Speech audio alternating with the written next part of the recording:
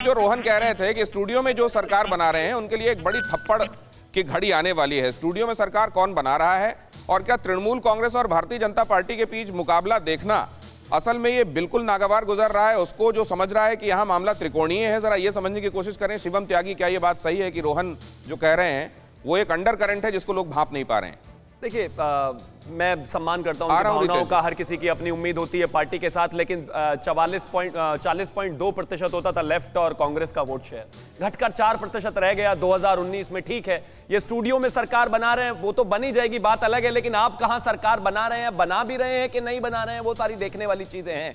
जनता के बीच में जब आप रहेंगे तो आपको समझ में आएगा, लेकिन उससे भी ज्यादा इंपॉर्टेंट चीज यहां पर ये है, चाहे वो कांग्रेस हो चाहे वो लेफ्ट हो, उनके लिए वहां अंडर करंट या कोई भी करंट वहां पर नहीं है। और ये बात बहुत अच्छी तरीके से रोहन गुप्ता भी जानते हैं। दूसरी बात ये, वो कहते हैं कि जब आप पोलिंग करने जाता है कोई भी व्यक्ति या कोई भी वोटर, तो ये सोचेगा कि हमें आने वाले समय में 5 साल में क्या मिलेगा। शिवम त्यागी जी, ये बताइए, उनके बड़े नेता राहुल गांधी को आपने एक भी बार देखा वहां बंगाल में कंसर्न के साथ? आपने प्रियंका को देखा? देखिए वो कितने आश्वस्त है अपने प्रोस्पेक्ट्स को लेकर, और आपके तमाम बड़े नेता वहां रैलियां कर रहे हैं। देखिए, भारतीय जनता पार्टी का ये कल्चर है। आप देख लीजिए, जीएमसी के चुनाव से लेकर, निकाय के चुनाव से लेकर, जनरल इलेक्शन से लेकर विधानसभा तक, भारतीय जनता पार्टी इसी तरीके से हर चुनाव में जाती है, और हम तो ऐसे ही जाते हैं, और इसी तरीके से लोकतंत्र का पर्व सेलिब्रेट होना भी चाहिए। अब कुछ लोगों को बहुत सेलेक्टिवली रैली करनी है, उनकी बाहर की भी बहुत सारी कमिटमेंट है, देश के बाहर भी जाना होता है, घूमना होता है, एक लंबा चौड़ा उनका शेड्यूल होता है। हमारे तो कार्यकर्ता है, राष्ट्रीय अध्यक्ष को भी कार्यकर्ता। रोहन कुछ कह रहे हैं आपकी इस बात पर, जरा सुन ले। रोहन का ऑडियो दीजिए प्लीज। यहाँ पे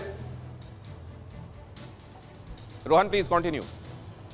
हमारे कार्यकर्ता ये देखिए, राजनीतिक विशेषज्ञ क्या बोल रहे हैं, हमारे कार्यकर्ता। आपको विचारधारा से परेशानी क्या है? जवाब नहीं है तो सीधा कह दीजिए। आप तो दिन रात बैठकर रोज ही कहते हैं। आपने तो पहले ही नहीं एक सेकंड शिवम विशेषज्ञ बोल रहे हैं, रोहन ने पहले ही 2 गिन लिया था। आज हमारे जब रोहन ने पहले ही 2 गिन लिया था और मैंने उन 2 के मुकाबले रोहन को कहा था, रोहन को क्या परेशानी? आपने बोला हमारे कार्यकर्ता, सिर्फ 2 नहीं गिन लिया, 3 भी गिन सकते हैं, चौथे में ये भी कह सकते थे चैनल नहीं। तो उन्होंने तृणमूल कांग्रेस को भारतीय जनता पार्टी भी पार्टी का ही दिया था। इस तरह से देखा जाए तो बीजेपी वर्सेस ऑल पूरे हिंदुस्तान में हो रहा है। टीएमसी को आप जाकर वहां पर आपके प्रदेश अध्यक्ष को क्रिटिसाइज करते हैं, सेंटर में आपके तारीफ करते हैं, उनके खिलाफ शिवम अभी सुन लीजिए जरा। शिवम एक सेकंड, अच्छा एक सेकंड, आप रोहन को पूरा करने दीजिए, मैं आपके पास आता हूँ। शिवम एक सेकंड शांत होइए। हमारे कार्यकर्ता रोहन पॉइंट पर बात कर ले, ज्यादा बेहतर रहेगा। हो सकता है आपके किसी एक वोटर तक आपकी बात पहुंच जाए और वो आपके लिए एक बात तो पूरी करने दीजिए, बात खत्म कर लूं।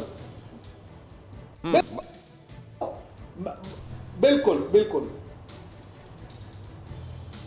शिवम सुन लीजिए, आपने कहा कि हमारे कार्यकर्ता, तब मुझे बोलना पड़ा, नहीं तो मैं नहीं बोलता। आप रिवर्स करके देखिए मुद्दा यहाँ पे दिनेश जी, जो मैंने आपको कहा, हमारे जब भूपेश बघेल जी जो हमारे वहां के स्टार कैंपेनर, जो रैली है, आज भाजपा के जो फोटोशॉप वाले कार्यकर्ता है, आज वो रैली को मोदी जी की रैली बता रहे थे, क्योंकि मोदी जी की रैली में तो सोशल डिस्टेंसिंग का पालन हुआ, बीड़ी नहीं आई, आज नहीं बता पाएंगे। देखिए, मैं वही बोल रहा हूं, अंडर करंट या जनता के मुद्दे है, आप टीवी में दिखा सकते हैं, वहां पे आप ग्रास रूट में जाके जाइए, जनता परेशान है। 7 साल की जो केंद्र सरकार है और 10 साल की जो राज्य सरकार है, दोनों अपने जवाब देने में विफल हुए हैं। दोनों को जो जनता के पास जाके अपना श्वेत पत्र, रितेश तिवारी केंद्र की एंटी इनकम्बेंसी बंगाल में काम करेगी, रोहन गुप्ता का ये इंटरप्रिटेशन है। ठीक है रोहन, रितेश के पास चलते हैं। रितेश जी, और आप तो ठीक है।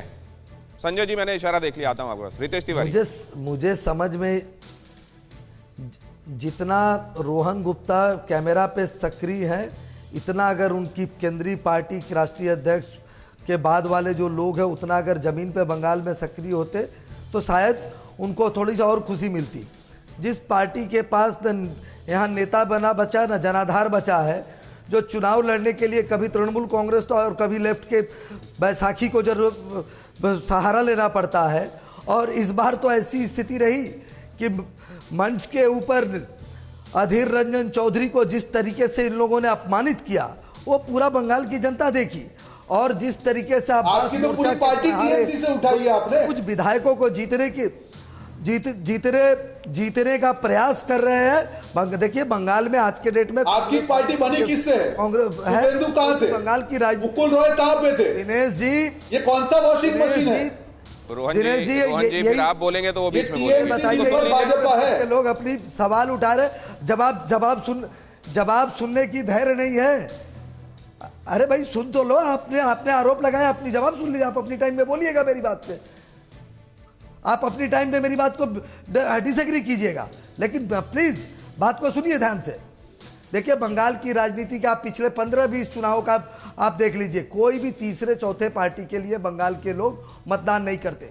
हमारी पार्टी, हम बहुत मुश्किल अच्छी तरीके से लड़ते थे, अटल जी अडवाणी जी को हम लोग लेके जाते थे, हम लोग सभाएं करते थे, भीड़ आती थी, भाषण होते थे, लेकिन हमें मत नहीं मिलता था क्योंकि लोगों को लगता था ये जीतेगा नहीं।